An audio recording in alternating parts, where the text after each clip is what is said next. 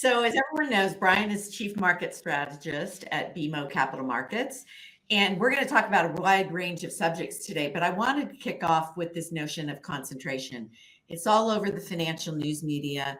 We're hearing it, I think this is what I've been hearing it be previewed as an end to the bull market. And, concentration is bad. And so I went back and looked. I had the team, I didn't do it. Go back and look. And we've had lots of periods of concentration. 70s and the 70s and the 80s, it was energy. If you go back to the early 1900s, it was heavy industrials and materials.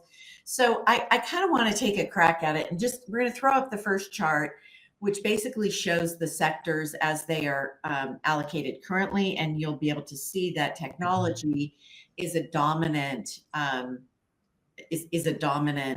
portion of the total S&P 500. So call it 35.5%. Next closest, as you know, Brian, is financials at 13.5. But once you take out the Mag 7, and that's the next chart, the picture looks very different. And so I kind of have two questions in there for you. So now financials is the biggest sector, and technology is right behind. But there's conversation that this makes, if you take out the Mag 7, it makes the sectors more balanced. I don't even know what that means or why it's important, but I'd love your thoughts on this whole thing. Well, thanks for asking. It's actually a really important thing, because I think what's happened in markets, Nancy, especially the last, 5 years since COVID, especially, we try to simplify our analysis and we come to very quick conclusions. And like you said, the market's been concentrated in different periods, whether that's the 1970s, the 80s, clearly in the mid 90s, they were very concentrated as well. But I find the most interesting part of this is, remember, the Mag 7 is represented in 3 different sectors: technology, communication services, and discretionary. So a lot of people just simplify it and say they're all tech stocks. They're actually not. That's number one. Number two, if those are at least maybe 5, 6 of them are the best companies in the world at what they do, then what's wrong with that? That's just the common sense kid from Minnesota in me. But the other thing too that I think about, much like I think about small cap, and we're going to talk about small cap or two, we're going to be talking about Canada as well, is that it actually excites me. So what does that mean? So if everyone's doing this, I'm going to go the other way. And I think that's given us an opportunity in the large cap money that we run at BMO to pretty significantly outperform the market in our S&P 500 more focused portfolio, because we've had outsized market positions in names like Palantir and Oracle in particular that have really helped us. And so as a portfolio manager, doing this for a long time and trying to maintain taxably efficient portfolios that are around, let's call it 22% on average turnover, which is excessively low relative to a lot of our competitors. I think that's the kind of way to think about it. The other thing I've been thinking more and more about, this 30% is kind of a magic number traditionally, and we've been doing this for a long time, 3 of us on the screen today. And 30% usually is the number we got to really worry about a sector when it's that mon of the market. I have a very sneaking suspicion that the index agencies, whether or not it's S&P or Russell or whoever, are going to break apart the tech sector within the next 2 to 3 years. Then we're going to have 2 different sectors. I think it's going to happen. And you know what's really interesting too, just spitballing here, if you take a look at this 34.5% sector in the market, remember at one point healthcare was 15%. Healthcare's really got rocked. Right. And I still think that there's some structurally operational issues within healthcare, but we're looking more and more at healthcare from a contrarian perspective. I think fundamentally there's still a lot of issues there. We can hopefully talk about that, but that was one thing that struck me, because at one point healthcare was the second largest sector in the market. The last thing on the financials, man, I'm super bullish financials. And I love this chart, the X Mag 7, in terms of how big financials get. Financials are obviously a really important part of the U.S. market, but I still think for my institutional investors that we talk to, I believe most institutional investors are still very undersized in their positions in financials. I think you're right. And are you most specifically interested in banks, or is it just across the board, private credit, some of the credit card companies, Private credit insurance? scare private credit scares me. It's really scares me for a number of different reasons. It's mostly for liquidity. I have this really weird feeling in my gut about private credit and private equity. Circling back to the equivalent of hedge funds in 2008, many of our big family office clients or big private clients have gone into private equity in private credit, just like they went into hedge funds as an alternative asset in 2008. And I was at Merrill Lynch at the time, and I was the one talking to all these people in September, October, talking about break points and all this with their hedge funds. And it was scary. And I believe that there's a very good chance we get to that again. So to answer your question, and I know there's some notes and stuff, we're talking about bubbles and all that crap. We're no bubble, man. We're not even near any kind of bubble in AI or tech. You know why? Because the man isn't making money yet. Who's the man? Right. Financials.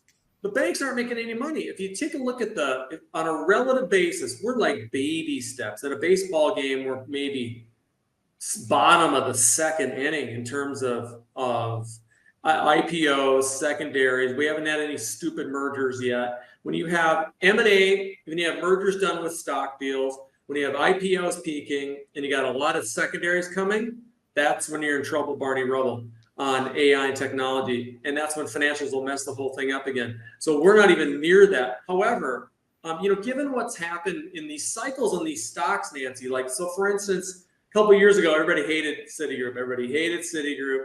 Jane came in, cleaned it up. I bought a ton of it, and it's been a turnaround. I think maybe Wells is like that now. Maybe, but remember how Solomon at Goldman Sachs was taking on so much crap a couple of years ago as well. I think investment banking is going to be very, very hot the next 6 to 12 months, number one. Number two, who would have ever thought? I mean, again, the three of us have been doing this for a long time. If we go back 20 years and we're talking about Goldman Sachs as a private wealth powerhouse, you would have never thought that, right? And guess what? They are now. So private wealth's not so bad after all. Lastly, in terms of I would like to call the big box retailers, meaning the last of the big box brokerage firms, or Morgan Stanley. I think they're exquisitely positioned. So I think in the banks, I think it's a tale of two. It's a tale of two tails. The really big banks and the really small banks. At the end of the day, this business is an amazing business, no matter how much we try to screw it up. But it's still a relationship business. So the relationship business of the really, really small banks really, really, really works. In the big banks, it's all about liquidity and scale. The ones in the middle, I really think we're going to see a period of massive consolidation of super regionals and other regionals because they can't compete with the big guys, and they certainly can't compete with the small guys in terms of relationship side. I think you're 100% right. You don't need me to tell you that, but that's exactly how we see the market too in financials. But you also said you don't think the tech trade is over. I think you said that. Yeah. No. And so today we've been hearing, 2 days in a row, value stocks have outperformed. What's your overweight in your U.S. Portfolios to technology, or your weighting, I should say? I don't know that it's an overweight. 36% in our focus portfolio. I love that value is doing well in all of our portfolios. I'm going nuts on this daily performance because it's just scaring the crap out of me. Value is our best performing last 12-month portfolio over at the Russell 1000 Value. And oh, by the way, we added Google to our value portfolio. So did we. I'm telling you, anytime, we talk about bubbles. Anytime that people make these decisions on binary means that we're never using search again. We're never using search again. Sell Google. Google's one of the most amazing companies ever. Never bet against Google, never bet against Apple, never bet against the US consumer. That's why you got to have Amazon, and then you have to deal around that as well. But I think value, 10 years from now, I think I might have said this in the last time we did this. I think 10 years from now, I think we're going to be kicking ourselves if we didn't own enough value in small cap. But going back to tech, you don't have to own everything. That's the key thing. We typically own 50 stocks in our large cap focus portfolio. And like, as I said earlier, we got into Oracle early. We owned Oracle for years in our value Same. portfolio, and then Yep. transitioned more of it into our tactical, because it's just Larry Ellison's a genius and he's got a lot of cash. In Palantir, from a management perspective, being a founder and being that engaged and that awesome and a great operator, I'm all in on that. Just like Shopify is another one, kind of like that. Founders have a great management, great track record, blah, blah, blah. But I'm trying to figure out, you talked about how big tech is. So it's really hard for us to have oversized positions in Apple, NVIDIA, Microsoft, because they're so big. So it's hard we kind of dance around being neutral there, and we can be overweight some of the other areas. But on NVIDIA in general, I remember I owned NVIDIA when I was at Merrill Lynch a long time ago. Wow. And it was a small mid-cap company. Yeah. And he was amazing then. The product was amazing then. But if you think NVIDIA is on the top of the heap, what's Coke and Pepsi? I don't think there's a Coke. I don't think there's a Pepsi to NVIDIA's Coke. I think it's just on a different planet. So what's Coke and Pepsi? I think it might be AMD and Broadcom. It might be. I don't know. But you don't have to own everything. But I like the management of AMD, and I like the product of Broadcom. So at the end of the day, that's kind of where we've been in technology. Aside from, I think one of the greatest themes of all in AI is cybersecurity. And we had one of our stocks, CyberArk, got bought out by another one of our really big stocks, Palo Alto. Amazing company. And I don't think, like right now, they know where we are. They know where we are, right? They know. I know. I just got a bunch of pushed emails because I was shopping earlier. So I think cybersecurity, huge deal in the software side of things. And I do think that there's several companies that are going to go away because of AI and because of that. But at the end of the day, I think you own the best in brand and you stick with it. And we're nowhere near the ball. But keep it simple, stupid. When the man's making money, that's when you have to worry.